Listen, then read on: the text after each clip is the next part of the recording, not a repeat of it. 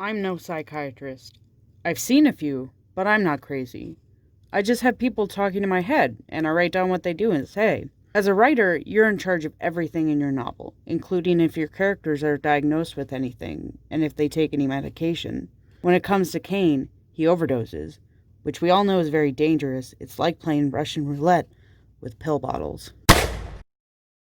I'll always remember waking up in my play tent in my room, hearing my mother on the phone upset. My aunt had died from a drug overdose, leaving 8 children without a mother. Kane has no family to leave. Matter of fact, he'd prefer if he could just shuffle off this mortal coil. Speaking of Shakespeare, I compare Kane several times to Hamlet.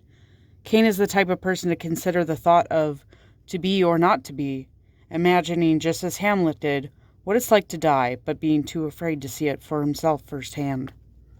Mental health was a really important aspect to me when writing the Silk Fedora, not just for Kane, but for the rest of the characters.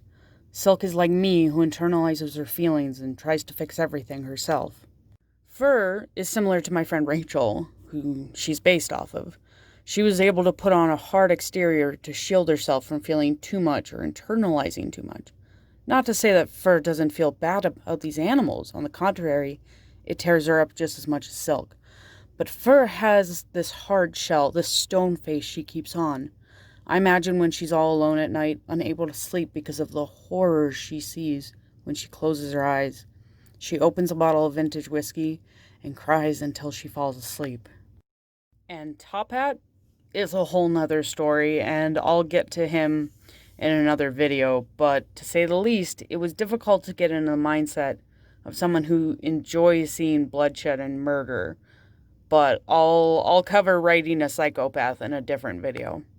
If you have any questions at all about my writing process, my characters, my novel, anything else, please leave me a comment below. I would love to hear from each and every one of you. Be good, make good choices.